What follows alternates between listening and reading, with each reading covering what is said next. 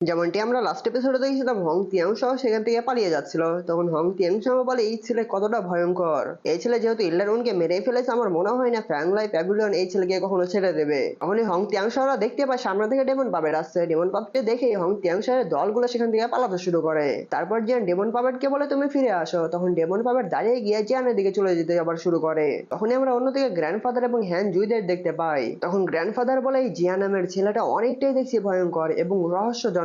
জিয়ানের এরকম পাওয়ার দেখে মনে হচ্ছে আমার আর এখানে কোনো পাওয়ার ইউজ না করলেও চলবে। তখনই তারা উপর দিকে দেখতে পাই হং তিয়াংশং এর ফাইটাররা সেখান থেকে পালিয়ে যাচ্ছে। তখন গ্র্যান্ডফাদার বলে হং তিয়াংশো এখান থেকে পালিয়ে যাচ্ছে, আমি শিওর হং তিয়াংশো এখান থেকে চলে যাওয়ার পর পুরো কন্টিনেন্টের মধ্যে ইল্ডারউন যা মারা গিয়েছে তা ছড়িয়ে দেবে।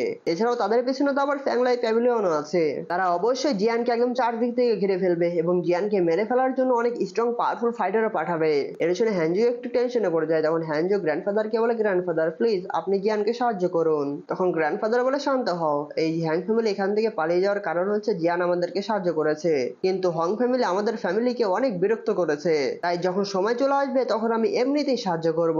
এটা শুনে দুই বোনেই খুশি হয়ে যায়। অন্যদিকে গ্র্যান্ডফাদার কিছু বুঝতে পারে। তখন গ্র্যান্ডফাদার বলে হ্যানজি মানে আমার গ্র্যান্ড ডটারের উপর আমি অনেক প্রাউডফুল ছিলাম, কিন্তু জিয়ান আমার এই গ্র্যান্ড ডটারকে কিভাবে এমন করতে পারলো, এই ছেলের কাছে সত্যি অনেক গ্রেট স্কিল আছে।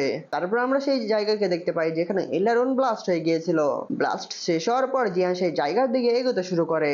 তখন জিয়ান মুচকি এসে বলে ইলারন আপনি সত্যি অনেক চালাক এবং চক্রান্তকারী, তোমার বডি এখানে ব্লাস্ট হয়ে গিয়েছে, তুমি কি মনে করছো এটার পর আমি চলে যাব, তোমার সোল বডি কি এখান থেকে এমনিতেই পালিয়ে যাবে? কিন্তু দুর্ভাগ্যজনক এটা কখনোই হবে না। তারপর জিয়ান তার গ্লেস ফ্লেম দিয়ে সেই জায়গায় ব্লাস্ট করে, আর তখনই ইলারনের সোল বডি সেখান থেকে আবার পালাতে শুরু করে। তখন জিয়ান ফোর্স একটা ক্রিয়েট করে ইলারনের সোলকে ধরে ফেলে। তখন ইলারনের সোল বলে জিয়ান আমাকে মেরো না, আমরা একটি ভালো চুক্তি করতে পারি, আর তুমি যদি আমাকে মেরেই ফেলো তাহলে ফ্যাংলাই প্যাভিলিয়ন তোমাকে কখনোই ছাড়বে না, আর তুমি এটা কখনোই করবে না তাই না? তারপর জিয়ান ইলারুনের সোলকে হাতে নিয়ে নেয়। তখন ইলারুন জিয়ানকে বলে লিটল বাস্টার তোমাকে ফ্যাংলাই প্যাভিলিয়ন কখনোই ছাড়বে না, শুধু তুমি একটু ওয়েট করো সব দেখতে পারবে। তখনই জিয়ান সেই সোলকে একদম পুরোপুরি ব্লাস্ট করে দেয়। তখন সেখানে গ্র্যান্ডফাদার এবং হ্যানজুইরা চলে আসে। তখন গ্র্যান্ডফাদার মনে মনে ভাবে সূক্ষ্ম চিন্তার বিষয়, এই ছেলে তার এনিমিদেরকে বা শত্রুদেরকে কখনোই ছাড়ছে না, এই ছেলেকে দেখে মনে হচ্ছে এই ছেলে অনেক বেশি এক্সট্রা অর্ডিনারি। তখনই পাশে থাকা দুই বোন একসাথে বলে জিয়ান জিয়ান তোমাকে দেখে ভালো লাগছে যে তুমি ঠিক আছো। তখন জিয়ান বলে তোমরা কেন আবার এখানে এসেছো? তখন দুইজনে গ্র্যান্ডফাদারের মানা করা সত্ত্বেও জিয়ানের কাছে যায়। তখন গ্র্যান্ডফাদার হয়তো মনে মনে বলছিল হাই আমার কপাল। তখন হ্যানিও বলে তুমি ইনার কলেজের মধ্যে একদম মনস্টার লেভেলের পাওয়ারফুল ফাইটার হওয়ার ডিজার্ভ করো, কারণ তুমি একাই ইল্ডারুন এবং হং ত্যাংশং এর মতো পাওয়ারফুল ফাইটারকে একদম হারিয়ে দিয়েছো। তখন জিয়ান বলে সিনিয়র আপনি কি আমাকে নিয়ে মজা করলেন? তারপর জিয়ান গ্র্যান্ডফাদারের দিকে তাকায় এবং বলে ওল্ড জেন্টলম্যান আপনাকে এত সতর্ক থাকার কোনো দরকার নেই, তাই আমি কখনোই শত্রুতা দিয়ে এরকম দয়ার প্রতি বিশ্বাসঘাতকতা করতে পারবো না। তখন গ্র্যান্ডফাদার বলে আমি হ্যান্ড ফাই। তখন জিয়ানও গ্রেট করে বলে আমার নাম জিয়ান। তখন গ্র্যান্ডফাদার বলে এখন আর কিছু করার দরকার নেই, যেহেতু তুমি সেফ এবং সুস্থ আছো আমি আমার এই দুজন গ্র্যান্ডডটারকে এখান থেকে নিয়ে যাব। যদি ফিউচারে কোনো দরকার হয় তাহলে তুমি অবশ্যই আমাদের কাছে ফিরে আসবে পরামর্শের জন্য, ঠিক আছে? আর যদি আমাদের দরকার হয় তাহলে অবশ্যই তোমার কাছে আসবো। তখন জিয়ান বলে আচ্ছা ঠিক আছে, যদি কোনোদিন দরকার হয় তাহলে সেদিনের জন্য আমি অবশ্যই অপেক্ষায় থাকবো আপনাদের জন্য। তারপর গ্র্যান্ডফাদার এবং বাকি দুই বোন সেখান থেকে যেতে শুরু করে। তখন হ্যানজি বলে জিয়ান তুমি ফ্যাংলাই প্যাভিলিয়ন থেকে একটু সাবধানে থেকো, আর তোমার জন্য সবচেয়ে ভালো হয় যত তাড়াতাড়ি সম্ভব তুমি এই সেন্টার ফ্র্যাঙ্ক থেকে চলে যাও। তখন জিয়ান বলে এটা বলার জন্য ধন্যবাদ। তখন পিছন থেকে গ্র্যান্ডফাদার বলে মেয়ে চলে আসো। তারপর হ্যানজি সেখান থেকে চলে যেতে শুরু করে, কিন্তু যাওয়ার আগে হ্যানজি জিয়ানকে বারবার দেখছিল, হ্যানু হ্যানজুকে দেখছিল আর গ্র্যান্ডফাদার দুইজনকেই দেখছিল। তখন গ্র্যান্ডফাদার মনে মনে হয়তো ভাবছিল আমার কপালটাই ফোটা। তখন গ্র্যান্ডফাদার সেখান থেকে চলে যায়, তার সাথে সাথে হ্যানু এবং হ্যানজিও সেখান থেকে চলে যায়। তখনই জিয়ানের আংটির মধ্যে থেকে তিয়ানহা বলে আমি একটা কথা বলতে চাইতাম, সেটা হলো একজনের ভাগ্য মেয়েদের সাথে অনেক ভালো, আর ছেলে তুমি কিন্তু অনেক উইক হয়ে পড়েছো, কিন্তু ভাগ্যবশত তোমার বডি এখনো অনেক স্ট্রং আছে, তাছাড়া আমার পাওয়ারের কারণে আমার একদম সোল বডি ব্লাস্ট হয়ে যেত। তখন জিয়ান বলে সিনিয়র তিয়ানহা আপনি টেনশন করবেন না, আমি যত তাড়াতাড়ি সম্ভব হং জিদান পিলটা খেয়ে ফেলবো যাতে করে আমি দাউজং লেভেলে ব্রেক থ্রু করতে পারি। তখন সিনিয়র তিয়ানহা বলে হ্যাঁ তুমি ঠিক বলেছো ছোট্ট ছেলে, আর এটাই হলো সবচেয়ে ভালো উপায়। আর শোনো তুমি কখনোই ভুলবে না যে আমার বডি রিফাইন করার জন্য কিন্তু তোমারই হেল্প লাগবে। তখন জিয়ান বলে সিনিয়র তিয়ানহা আপনি কেন টেনশন করছেন, আমি অবশ্যই আপনার জন্য অনেক বেস্ট বডি রিফাইন করব। তারপর জিয়ান সেখান থেকে চলে যায়। আমরা ফ্যাংলাই প্যাভিলিয়নের মধ্যে দেখতে পাই সেখানে নামের সাথে সাথে বিজলিও চমকাচ্ছিল। তখন একজন ইল্ডার বলে ইল্ডার উনের সোল ঠান্ডার ট্যাবলেটটা ভেঙে গিয়েছে। তখন আরেকজন ইল্ডার বলে সেন্টার ফ্র্যাঙ্কের মধ্যে নর্দার্ন রিজিয়নের মধ্যে এত বড় সাহস কার হয়েছে যে আমাদের ফাইটারকে মেরে ফেলেছে, আর তার সাহস কিভাবে হয় নর্দার্ন অঞ্চলের ফ্যাংলাই প্যাভিলিয়ন প্যাভিলিয়নের মানুষদের উপরে অ্যাকশন নেওয়া। তখন আরেকজন ইল্লার বলে সে অবশ্যই হয়তো ওয়ান জিয়ান প্যাভিলিয়নের ফাইটার। তখন বিগ ইল্লার বলে এখন আমি জানি না, কিন্তু ইল্লার ওন তো হংচেং এর সাথে তিয়ান বেইচাং সিটির মধ্যে গিয়েছিল তাই না? একটা কথা বলে নেই গাইস, এটা কিন্তু নর্দার্ন অঞ্চলের ফ্যাংলাই প্যাভিলিয়ন। ফ্যাংলাই প্যাভিলিয়নের 3জন ইল্ডার, মানে আপনারা এখন এটা বের হয়ে যান এটা তদন্ত করার জন্য, কে এটা করেছে তাদেরকে খুঁজে বের করুন। যেই এই কাজটা করে থাকুন না কেন তাকে আগে ধরে নিয়ে আসো, কোনো কথা হবে না। আমি ফ্যাংলাই বেইজের একজন সদস্য, তাই আমি সবার সামনে কাউকে মেরে ফেলতে পারি না।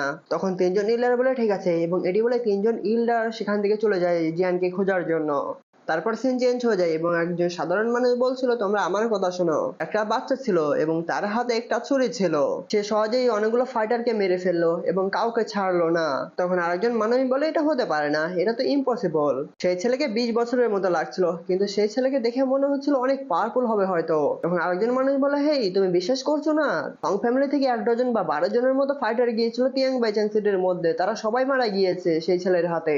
জিয়ান তাদের সামনে দিয়ে যাচ্ছিল আর তারা জিয়ানকে নিয়েই কথা বলছিল। এদিকে আরেকজন মানুষ বলছিল এমনকি ইল্ডার ওনকেও মেরে ফেলেছে, যে ফ্যাংলাই প্যাভিলিয়নের 4th অ্যাসিস্ট্যান্ট ছিল। অন্যদিকে আমরা জিয়ানের পিকচার দেখতে পাই, তখন সেটা পরে বলছিল এটা কিভাবে সম্ভব, এটা বিশ্বাসই করা যাচ্ছে না। আরেকজন বলছিল এটা সত্যি আশ্চর্যজনক, এবং এই ইভিল ফাইটার কোথা থেকে এসেছে তাও আমরা জানি না, সেই ফাইটারের টেকনিক গুলো অনেকটাই নিষ্ঠুর ছিল। তখন আরেকজন মানুষ বলছিল এই ফ্যাংলাই প্যাভিলিয়ন কোনো সাধারণ ক্ল্যান না, যে কেউ তার সাথে টিকতে পারবে। তাই আমার মনে হচ্ছে যে ছেলে এই কাজটি করেছে সে অবশ্যই বিপদের মধ্যে পড়বে। আর তোমরা কি জানো তিয়ান বাইচাং সিটির মধ্যে হ্যান ফ্যামিলি সম্পর্কে? এখন তিয়ান বাইচাং সিটির মধ্যে হ্যান ফ্যামিলিকে ফ্যাংলাই প্যাভিলিয়ন একদম পুরোপুরি চারদিক থেকে ঘিরে ফেলেছে, যাতে হ্যান ফ্যামিলি সেই ফাইটারকে বা সেই বাচ্চাকে যাতে তাদের হাতে তুলে দেয়। জিয়ান সেখানে দাঁড়িয়ে দাঁড়িয়ে তাদের কথা শুনছিল। তখন সেই ফাইটাররা আরো বলে হ্যান ফ্যামিলি যদি সেই বাচ্চাকে তাদের হাতে না তুলে দেয় তাহলে সেখানে একদম ধ্বংসযজ্ঞ শুরু হয়ে যাবে। জিয়ানও তখন রেগে গিয়েছিল। তখন সেই মানুষরা আরো বলে জিয়ানও তো বোকা না যে এখন সেখানে যাবে, কারণ জিয়ান এখন জানে সেটা হলো একটা ফাঁদ। তাই জিয়ান জেনে শুনে তিয়ান বাইচাং সিটির মধ্যে সেই ফাঁদের মধ্যে কেন পড়বে। তারপর জিয়ান আবার ব্যাক হয়ে যায় এবং পিছন থেকে যেতে শুরু করে। তখন সিনিয়র তিয়ান হাও জিয়ানকে বলে জিয়ান তুমি কি প্ল্যান করছো হ্যান ফ্যামিলির মধ্যে ফিরে যাওয়ার? হ্যান ফ্যামিলির মধ্যে কিন্তু এখন অনেক বড় বড় স্ট্রং ফাইটাররা রয়েছে। তখন জিয়ান বলে হ্যান ফ্যামিলির মধ্যে যা যা হয়েছে সবকিছু আমার জন্য হয়েছে, তাই সেখানে যা যা হবে সেগুলো আমি কখনোই বসে থেকে দেখতে পারবো না। পিছনে তিয়ান হাও আসতে শুরু করে এবং তিয়ান হাও জিয়ানকে আরো বলে তুমি অনেক সত্যবাদী এবং তোমার মধ্যে সততা রয়েছে। আর ছেলে তুমি সেখানে যাও আর টেনশন করিও না, তোমার সাথে আমি আছি, সবকিছু দেখে নেব। তখন জিয়ান বলে অনেক থ্যাঙ্কস সিনিয়র তিয়ান হাও আপনাকে। এটি বলে জিয়ান উইং বের করে সেখান থেকে চলে যেতে শুরু করে। এগুলো দেখে সাধারণ মানুষ জিয়ানের সেই পাখা এবং পোস্টার দিকে তাকিয়ে বলে কালো পোশাক পরা ছেলে এই দিকে আর এইটা দুইটাই তো সেম, আরে ওই দেখো ওইটাই তো জিয়ান তাই না? তারপর সিন চেঞ্জ হয়ে যায় এবং আমরা হ্যান ফ্যামিলির মধ্যে সেই ফ্যাংলাই প্যাভিলিয়নের ইল্লারদের দেখতে পাই। তারপর দুজন সিস্টার বের হয়ে আসে। তখন হ্যানজি হ্যানুইকে বলে সিস্টার সে কি ফিরে আসবে? তখন হ্যানিও বলে আসতে পারে। এটা শুনে হ্যানজি একটু মন খারাপ করে। তখন হ্যানজি বলে আমি চাই জিয়ান যাতে এখানে না আসে, কারণ ফ্যাংলাই প্যাভিলিয়নের স্ট্রেংথ অনেক বেশি পাওয়ারফুল। তখন হ্যানিও হ্যানজিকে বলে জিয়ান যদি সত্যি এখানে না আসে তাহলে তুমি কি হতাশ হবে না? তখন হ্যানজিও বলে আমি এখনো চাই যাতে জিয়ান এখানে না আসে। তখন হ্যানিও বলে বোকামে। তারপর আমরা সামনের সিন দেখতে পাই যেখানে ফ্যাংলাই প্যাভিলিয়নের ফাইটাররা ছিল। তখন সেই ফাইটাররা বলছিল আমার মনে হয় না সেই কাপুরুষ এখানে আসবে। তখন আরেকজন ফাইটার বলে হ্যাঁ অনেক দিনই তো পার হয়ে গেল, কিন্তু এই জায়গায় যদি আমি থাকতাম তাহলে আমি একদম চলেই আসতাম। আমি এই দুটি বিউটিফুল মেয়ের জন্য পানি এবং আগুনের মধ্যে যেতেও কোনো দ্বিধাবোধ করতাম না। এডিশন আঙ্কেল হ্যাং তো পুরোটাই রেগে যাচ্ছিল। তখন সেই ফাইটাররা আরো বলছিল আমি শুনেছি এই দুজন বিউটিফুল মেয়ে এখনো একা একা বাড়ি পাহারা দেয়, কেমন হয় আমরা দুজন যদি দুই বোনকে নিয়ে নিই? এটি বলে সেই দুজন ফাইটার হাসতে শুরু করে এবং এগুলো শুনে পিছন থেকে আঙ্কেল হ্যান অনেকটাই রেগে গিয়েছিল। দুর্ভাগ্যবশত তোমরা ফ্যাংলাই প্যাভিলিয়নের ফাইটার, আর অবাক করার বিষয় হচ্ছে তোমরা ফ্যাংলাই প্যাভিলিয়নের সকল ফাইটারই এরকম অশ্লীল প্রকৃতির। তখন একজন ফাইটাররা বলে ওল্ড ম্যান তুমি কি সত্যি নিজেকে একজন পুরুষ হিসেবে দাবি করো? তুমি তো কি তোমাদের এই হ্যান ফ্যামিলি আমাদের ফ্যাংলাই প্যাভিলিয়নের কাছে কিছুই না, আমরা ধুলো হিসেবে দেখি। হ্যান ফ্যামিলির পূর্বপুরুষ মানে তুমি, এখনই তো অলরেডি তুমি একজন কাপুরুষ হিসেবে গণ্য হয়ে গিয়েছো। এটা শুনে দুইজন সিস্টার এবং আঙ্কেল হ্যান অনেক রেগে গিয়েছিল। তখন সেই ফাইটারটি বলে তুমি কি এখনো আমাদের সাথে ফাইট করতে চাও?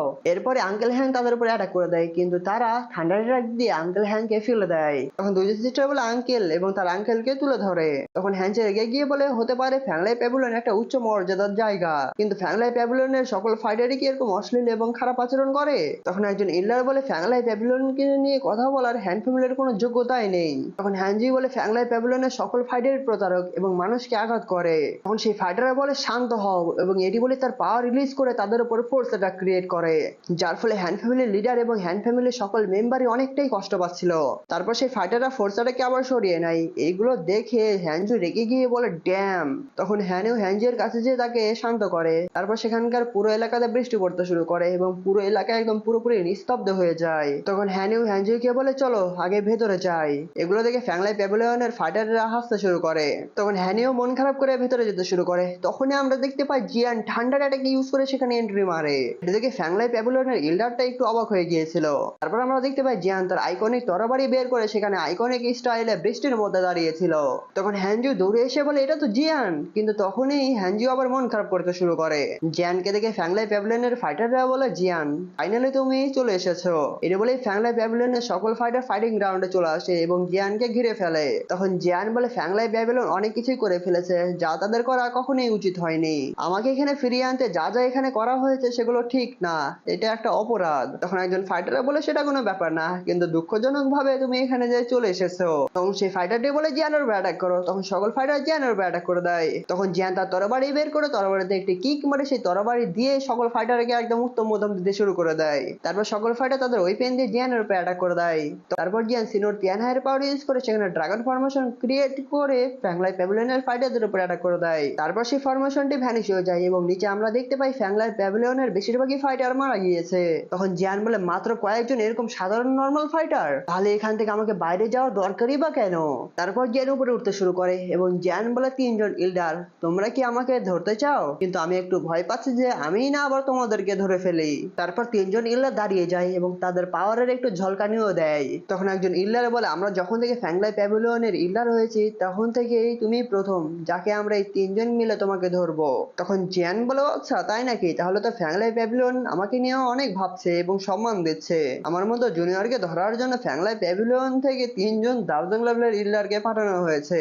তখন সে টুপি পরা ইল্ডার বলে যে ইল্ডার উনকে মেরে ফেলতে পারে তাহলে সে অবশ্যই কোনো সাধারণ ফাইটার হবে না। তখন জিয়ান বলে সেখানে শুধু ইল্ডার উনের দোষ ছিল, সেখানে কারো দোষ ছিল না। তখন মোটা ইল্ডার বলে তার সাথে এরকম ভাবে কথা বলার কি আছে, তাকে প্রথমে ধরো তারপর আমরা সবাই মিলে কথা বলতে পারবো। যখন এই ছেলের ফাইটিং স্পিরিট বা সোল পাওয়ার শেষ হয়ে যাবে তখন আমরা ফ্যাংলাই প্যাভিলিয়নের কারাগারে তাকে বন্দি করে ফেলবো। তখন আমরা দেখতে পারবো এই ছেলে তখন কতটা ছটফট করবে। তখন জিয়ান বলে আমি আমার সোল পাওয়ার ওয়েস্ট করবো, কিন্তু সেটা নির্ভর করবে তোমাদের উপর, তোমরা আমার যোগ্য কিনা। তখন জিয়ান তার পাওয়ার ইউজ করে ডেমন পাপেটকে বের করে ফেলে। তখন ডেমন পাপেটও তার বডিকে একটু ঠিক করতে শুরু করে। তখন একজন ইল্ডার দেখে বলে 5 স্টার দাউজাং লেভেলের ডেমন পাপেট, এটা সত্যি অনেকটা রিয়ার, কিন্তু তারপরেও এই ডেমন পাপেট তোমাকে বাঁচাতে পারবে না।